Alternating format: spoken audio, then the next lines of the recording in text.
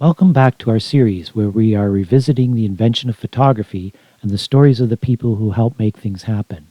As this is part 17 and the last of this series, if you missed the first episodes, you may want to pause this video and start from part 1. In this episode, we wrap up this retrospective with a bow. In 1913, Kodak film production was in the millions of rolls per year. In fact, at the Rochester facility, Kodak made about 250 million feet of photographic and cinema film that year, according to their records. If you spread this all out on a single line, it would almost circumnavigate the globe twice. This total did not include the amount of film that competitors of the day like Ilford, Agfa, Pathé Frères, Ansco, Cavert and Bailey, Howell and Company manufactured. As a point of reference, compare this to the 11.4 billion feet of film that Kodak made in 2007, or about 87 circumnavigations around the globe. All that in about 90 years. That's pretty incredible. American photographer, inventor, engineer, and cinematographer Alfred Huger Moses II is another polymath we encounter in this journey. Between filming movies as a cameraman, he invented the Simplex and Simplex Model B camera in 1914. While it was only in production until 1918, the Model B also used 35mm film and was the first commercially made camera that could produce a full-frame negative. The camera used 50-foot rolls of film and could make 800 half-frame or 400 full-frame images.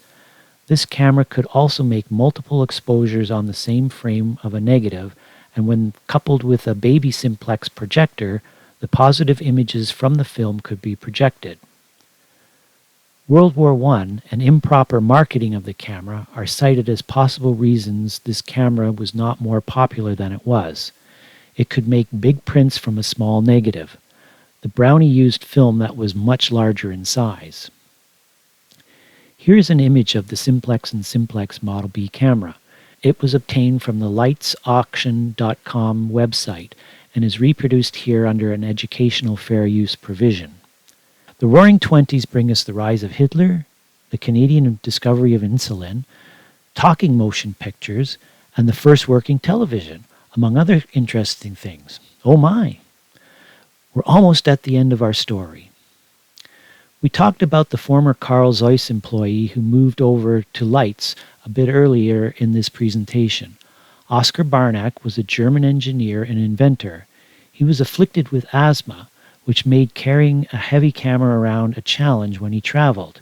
He had a vested interest in reducing the weight and size of cameras. He started work by adapting a 35mm cinema camera.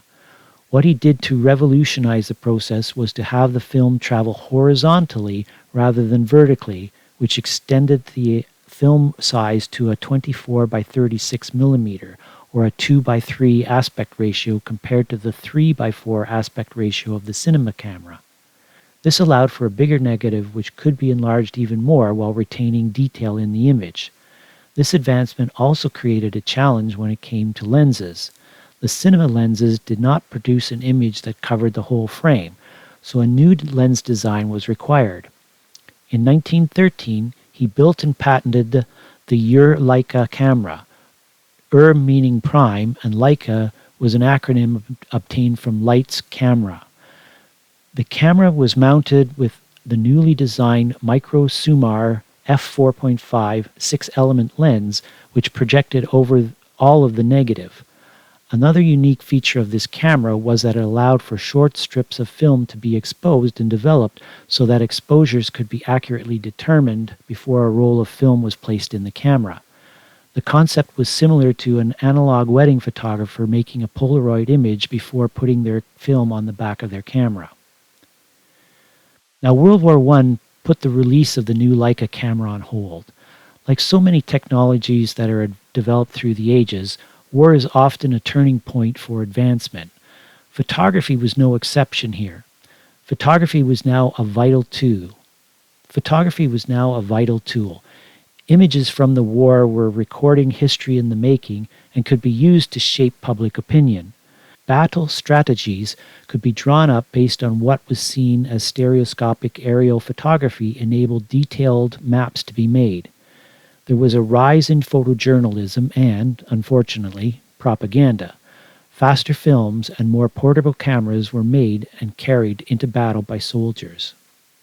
The second big thing that Ernst Leitz did was in 1924, despite the risks and people telling him that such a thing was foolish, he declared, "I hereby decide it will be risked." They pushed ahead with manufacturing a smaller, more compact camera.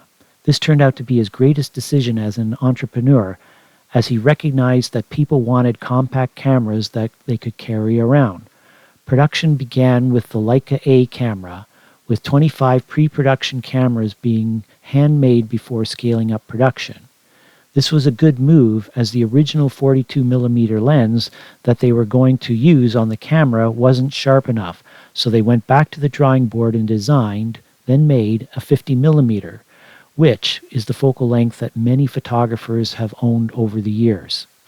The gamble paid off, literally, and the Leica A became their first commercial success. The other innovative thing that Leica did was to design and introduce a film cassette or cartridge that held enough film to make 36 exposures. This would go on to become an industry standard in the future. With improvements in film and camera lenses, there still arose occasions when more light was needed. Up until now, generating brief flashes of intense light was fraught with risks both to the photographer and their surroundings. Swan and Edison had paved the way for continuous light-emitting bulbs, so inventors had a new starting point to work with. There are conflicting reports and stories about who did what and when. A German scientist named Johannes Ostermeyer is credited with some pioneering developments. A fellow compatriot, Paul Viercoulter, improves upon Johann's work and creates the first flash bulb. Flash powder, of the kind that Meithen Godica used in 1887, was put in a glass bulb with a filament, and then a vacuum was applied. An electrical current was applied to the filament, and poof! A contained combustion resulted in a release of bright light. In 1925, a small amount of oxygen was added to the bulb to improve the intensity of the flash. There are conflicting reports as to who actually was the first to commercially produce these bulbs, General Electric in the United States or Ostermeyer in Germany. Our last technical innovation of this decade was made famous by a movie star. American Clara Bow, born in 1907, was a silent film star who successfully transitioned into talking movies.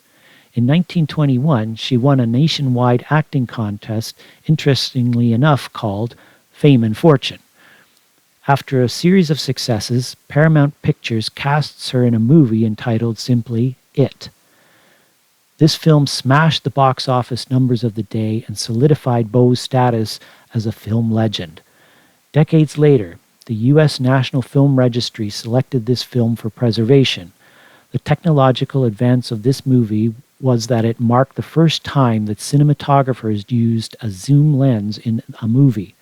This enabled them to get in closer in situations where they could not physically get closer.